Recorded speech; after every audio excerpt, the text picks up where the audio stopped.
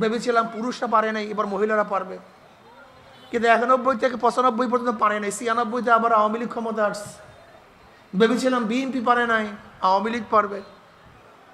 আবার 2001-এ ওই হারুয়া পার্টি বিএনপিকে আবার ক্ষমতা নিয়ে আসছি। ভেবেছিলাম শিক্ষা পেয়েছে, এবার পারবে, কিন্তু 2001 থেকে 5 পর্যন্ত আবার অত্যাচার, অবিচার, জুলুম, নির্যাতন, আবার মানুষ আন্দোলন করেছে, সংগ্রাম করেছে। তত্ত্বাবধায়ক সরকার নিয়ে এসছে, তাদের আন্ডারে ভোট দিবে, কিন্তু না, আবার 2.5 বছর মঈনুদ্দিন ফখরুদ্দিনের সরকার দেখলাম। ভেবেছিলাম এবার মানুষ শান্তি পাবে। এরপর প্রশাসনিক নির্বাচনের মাধ্যমে শেখ হাসিনা 16টা বছর জুলুম করেছে, অত্যাচার করেছে, অবিচার করেছে। আবার মানুষ বৈষম্য বিরোধী আন্দোলনের জন্য ঝাঁপিয়ে পড়ছে। কেউ গোপনে ছিল, কেউ ওপেনে ছিল। যারা গোপনে ছিল তাদের জন্য একটা সুযোগ ছিল, যদি হারতো তাহলে বলতো আমরা নেই, কিন্তু আমরা যারা ওপেনে ছিলাম আমাদের কোনো সুযোগ ছিল না। কথাটা বুঝাতে পারি না। যারা গোপনে ছিল তারা বলতো আমরা এই আন্দোলনে নেই, আমরা সংগ্রামে নেই। যেরকম বিএনপি আগেই ঘোষণা দিয়েছিল এই আন্দোলনের সাথে আমরা সম্পৃক্ত না। আপনারা দেখেছেন যে জুলাইয়ের 18 তারিখ এবং 24 তারিখ ফখরুল ইসলাম আলমগীর সাহেব বলেছেন এই আন্দোলনের সাথে আমরা সম্পৃক্ত না। আবার অনেকে মিটিংও করেছিল, এমনকি আগস্টের 3 তারিখ 4 তারিখ অনেকে মিটিং করেছিল। যাই হোক, আমি নাম বলবো না। অনেকে আওয়ামী লীগের সাথে 3 তারিখ 4 তারিখ মিটিং করেছিল। কেউ গোপনে ছিল, কেউ নেপথ্যে ছিল, লেকিন আমরা কথা বলেন না কেন, আমরা রাস্তায় ছিলাম, আমরা ওপেনে ছিলাম, আমরা ঘোষণা দিয়েছিলাম আগামী 5 তারিখ জনগণের গণভবন জনগণ দখল করবে। আল্লাহর কি করিশ্মা, 4 তারিখ শাহবাগে ঘোষণা দিয়েছিলাম, আপনার বক্তৃতা দেখেছেন। 4 তারিখ বিকালে শাহবাগে ঘোষণা দিয়েছিলাম 4 আগস্ট যে আগামীকাল এই জনগণের গণভবন জনগণ দখল করবে। আল্লাহর কি করিশ্মা, 5 তারিখ দখল হয়েই গেছে। আল্লাহ না করুক যে সাকসেস না হতাম, তার আমাদের অবস্থাটা কি হইতো বলেন তো? সবাই তো ব্যাস তালে আর মিঠাই মিলা যাইতো, কিন্তু আমাদের অবস্থা কি ছিল? আমরা তো কাবাবের হাড্ডি, মিলার কোনো কায়দা নেই।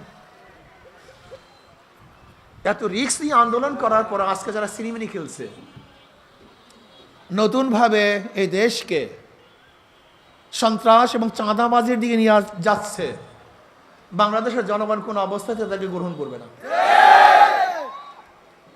চাঁদাবাজির জন্য আমরা আন্দোলন করেছিলাম, চাঁদাবাজির জন্য মানুষগুলি রক্ত দিয়েছিল, চাঁদাবাজির জন্য মানুষ অঙ্গহানি হয়েছিল, চাঁদাবাজির জন্য মানুষ অন্ধ হয়েছিল, বিকলাঙ্গ হয়েছিল, চাঁদাবাজির জন্য মানুষকে জেলখানায় ভুকে গিয়ে মরেছিল না। স্বাধীনতা অর্জন করার জন্য, বৈষম্য দূর করার জন্য, শান্তি পাওয়ার জন্য, মানুষকে অধিকারকে ফিরিয়ে দেওয়ার জন্য, আমার মা বোনদের ইজ্জতকে রক্ষা করার জন্য, প্রত্যেকটা ক্ষুধার্ত মানুষের পেটের মধ্যে খাদ্য দেওয়ার জন্য, বস্ত্রহীনকে বস্ত্র দেওয়ার জন্য, যারা চিকিৎসাহীন ধুকে ধুকে মরছে তাদেরকে চিকিৎসার ব্যবস্থা করার জন্য, প্রত্যেকটা মানুষ স্বাধীন থাকবে, মুক্ত বাতাসে ঘুরবে, অধিকার থাকবে মুখের, অধিকার থাকবে লেখার, অধিকার থাকবে হাঁটার চলার, চাঁদা থাকবে না, গুন্ডামি থাকবে না, বদমাশি থাকবে না। সেই দেশ গড়ার জন্য আন্দোলন করেছিলাম। বান্ডেল থাকলে প্রতি সেনমানিতে টাকা বাঁচবে। বিকাশ সেনমানি বান্ডেল কিনে জিতুন প্রতি লেনদেনে। যদি কেউ এখানে এসে বাটপারি করার চিন্তা করেন, স্বপ্ন দেখেন, তাহলে জনগণ আবার ঐক্যবদ্ধভাবে পিঠের চামড়া রাখবে না। সন্ত্রাসীদের, চাঁদাবাজের পিঠের চামড়া। আমি বৈষম্য বিরোধী আন্দোলনের ছাত্রদেরকে বলবো, চাঁদাবাজদের বিরুদ্ধে আন্দোলন করতে হবে, চাঁদাবাজের বিরুদ্ধে আন্দোলন করতে হবে, সন্ত্রাসের বিরুদ্ধে আন্দোলন করতে হবে, জুলুম, অত্যাচার, অবিচারের বিরুদ্ধে আন্দোলন করতে হবে। প্রত্যেকটা মানুষ স্বাধীন, বাংলাদেশের প্রত্যেকটা নাগরিক স্বাধীন। ব্যবসায়ীরা ব্যবসা করবে, চাঁদাবাজের কবলে থাকবে না। আজকে ড্রাইভাররা গাড়ি চালাবে, কোন চাঁদাবাজকে চাঁদা দিতে পারবে না। আজকে প্রত্যেকটা মানুষ চাকরি করবে, যেখানে কোনো অবস্থাতেই পার্সু করে প্রমোশনের জন্য প্রয়োজন হবে না। আমার মা বোনেরা তারা নিরাপত্তায় ঘরে ফিরবে, ইফতিজিং এবং ধর্ষণের শিকার হবে না। এরকম দেশ আমরা চাই। আর শরিয়া আইন বাস্তবায়নের ব্যতীত এই মানুষের অধিকার কোনোদিন বাস্তবায়ন অসম্ভব না। এর জন্য আমি আমার যুবক মুরব্বী পর্দালা মা বোনদেরকে বলবো, ইতিহাস থেকে শিক্ষা গ্রহণ করুন। যারা আজকে ক্ষমতা যারা চিন্তা করছে, এরা ক্ষমতায় ছিল না তা না, ছিল, কিন্তু খুঁজে দেখেন তারা কি করেছে।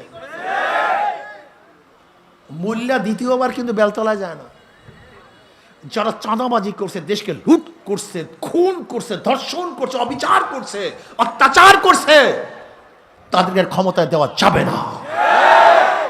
যারা আদর্শবান, নীতিবান, চরিত্রবান, ক্ষোধাভীরু, এদেরকে যদি ক্ষমতায় বসান তাহলেই মানুষ শান্তি পাবে, মুক্তি পাবে।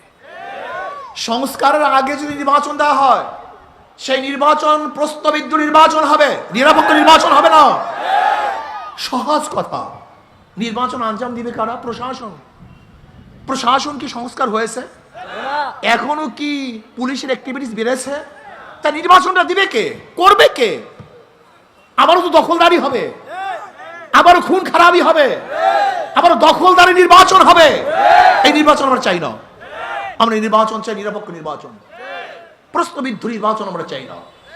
এর জন্য সংস্কারের আগে নির্বাচন দিলে সেই নির্বাচন টিকবে না, প্রশ্নবিদ্ধ নির্বাচন হবে।